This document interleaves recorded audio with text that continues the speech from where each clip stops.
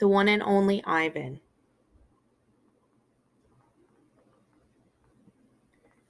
For Julia.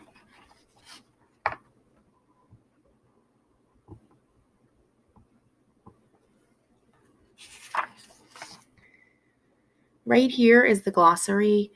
These are just some words that you're going to need to know while you are reading through this new novel. So take a look and you should be good to go. All right, here we go. Hello, I am Ivan. I am a gorilla. It's not as easy as it looks. Names. People call me the freeway gorilla, the ape at exit 8, the one and only Ivan, mighty silverback. The names are mine, but they're not me. I am Ivan, just Ivan, only Ivan. Humans waste words. They toss them like banana peels and leave them to rot. Everyone knows the peels are the best part. I suppose you think gorillas can't understand you. Of course, you also probably think we can't walk upright. Try knuckle walking for an hour. You tell me. Which way is more fun? Patience. I've learned to understand human words over the years, but understanding human speech is not the same as understanding humans. Humans speak too much. They chatter like chimps, crowding the world with their noise even when they have nothing to say. It took me some time to recognize all those human sounds, to weave words into things, but I was patient. Patient is a useful way to be when you're an ape. Gorillas are as patient as stones. Humans, not so much. How I look. I used to be a wild gorilla, and I still look the part. I have gorilla's shy gaze, a gorilla's sly smile. I wear a snowy saddle of fur, the uniform of a silverback. When the sun warms my back, I cast a gorilla's majestic shadow. In my size, humans see a test of themselves. They hear fighting words on the wind, when all I'm thinking is how the late day sun reminds me of a ripe nectarine. I'm mightier than any human, 400 pounds of pure power. My body looks made for battle, my arms outstretched, span taller than the tallest human. My family tree spreads wide as well. I am a great ape, and you are a great ape, and so are chimpanzees and orangutans and bonobos, all of us distant and distrustful cousins. I know this is troubling. I too find it hard to believe there is a connection across time and space, linking me to a race of ill mannered clowns. Chimps. There's no excuse for them.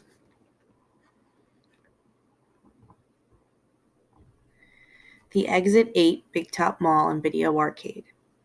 I live in a human habitat called the Exit 8 Big Top Mall and Video Arcade. We are conveniently located off I-95 with shows at 2, 4, and 7, 365 days a year. Mac says that when he answers the trilling phone. Mac works here at the mall. He is the boss. I work here too. I am the gorilla. At the Big Top Mall, a creaky music carousel spins all day, and monkeys and parrots live amid the merchants. In the middle of the mall is a ring with benches where humans can sit on their rumps while they eat soft pretzels. The floor is covered with sawdust made of dead trees. My domain is at one end of the ring. I live here because I am too much gorilla and not enough human. Stella's domain is next to mine. Stella is an elephant. She and Bob, who is a dog, are my dearest friends.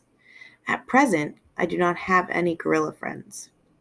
My domain is made of thick glass and rusty metal and rough cement. Stella's domain is made of metal bars. The sun bear's domain is wood. The parrot's is wire mesh. 3 of my walls are glass. One of them is cracked, and a small piece, about the size of my hand, is missing from its bottom corner. I made the hole with a baseball bat Mac gave me for my 6th birthday. After that, he took the bat away, but he let me keep the baseball that came with it.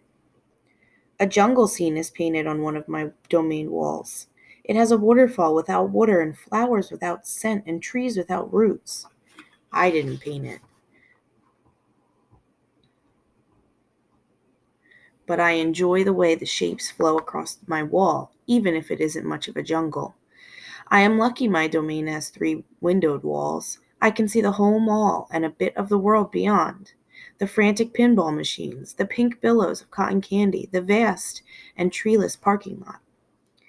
Beyond the lot is a freeway where cars stampede without end. A giant sign at its edge beckons them to stop and rest like gazelles at a watering hole. The sign is faded, the colors bleeding, but I know what it says. Read its words aloud one day. Come to the Exit 8 Big Top Mall and Video Arcade, home of the one and only Ivan Mighty Silverback. Sadly, I cannot read, although I wish I could. Reading stories would make a fine way to fill my empty hours. Once, however, I was able to enjoy a book left in my domain by one of my keepers. It tasted like termite. The freeway billboard has a drawing of Mac in his clown clothes and Stella on her hind legs, and an angry animal with fierce eyes and unkempt hair. That animal is supposed to be me, but the artist made a mistake. I am never angry.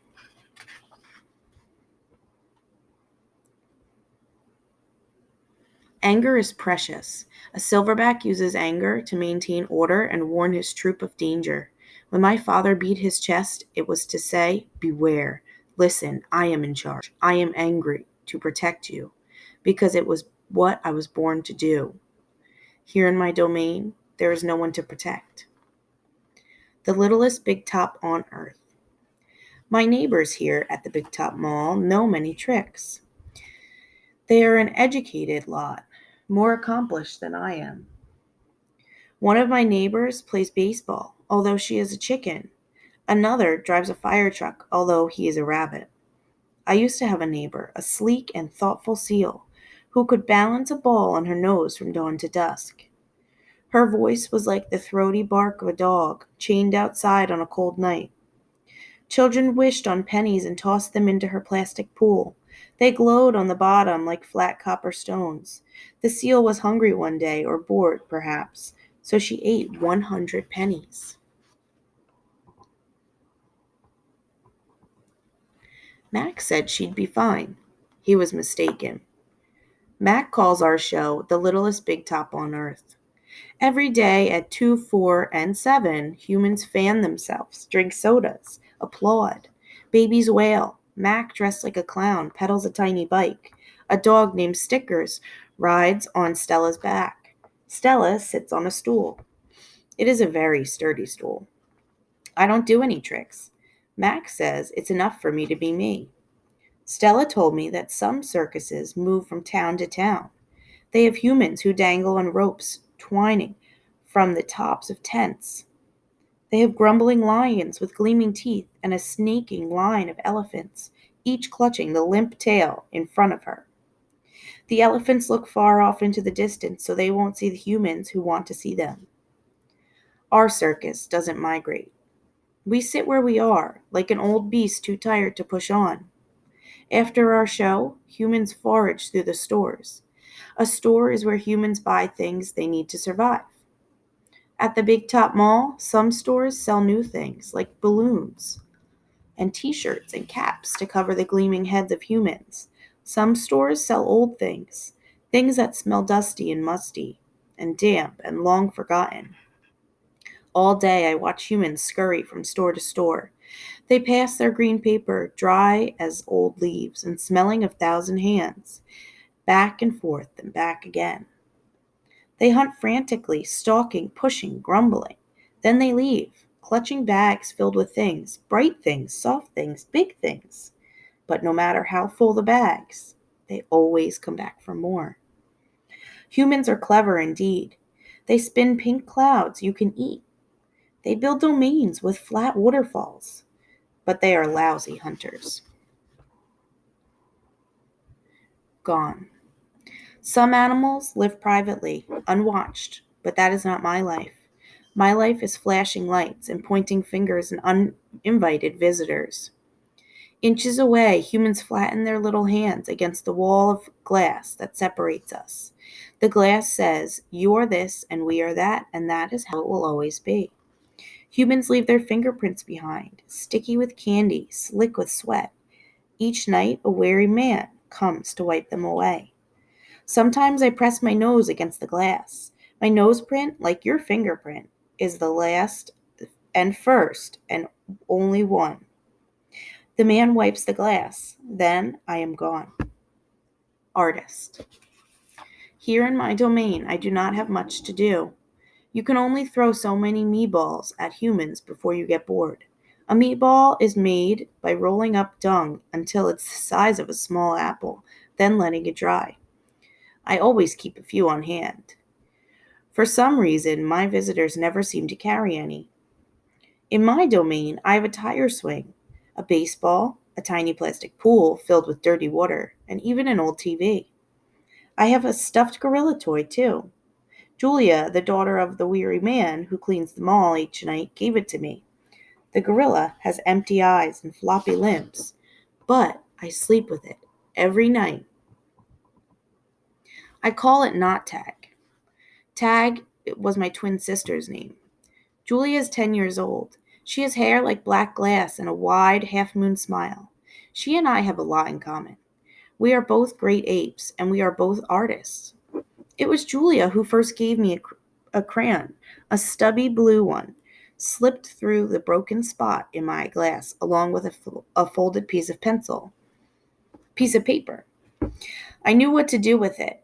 I'd watched Julia draw. When I dragged the crayons across the paper, it left a trail in its wake like a slithering blue snake. Julia's drawings are wild with color and movement. She draws things that aren't real, clouds that smile and cars that swim. She draws until her crayons break and her paper rips. Her pictures are like pieces of dreams.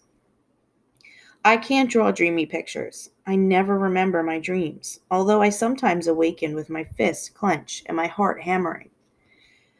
My drawings seem pale and timid next to Julia's. She draws the ideas in her head.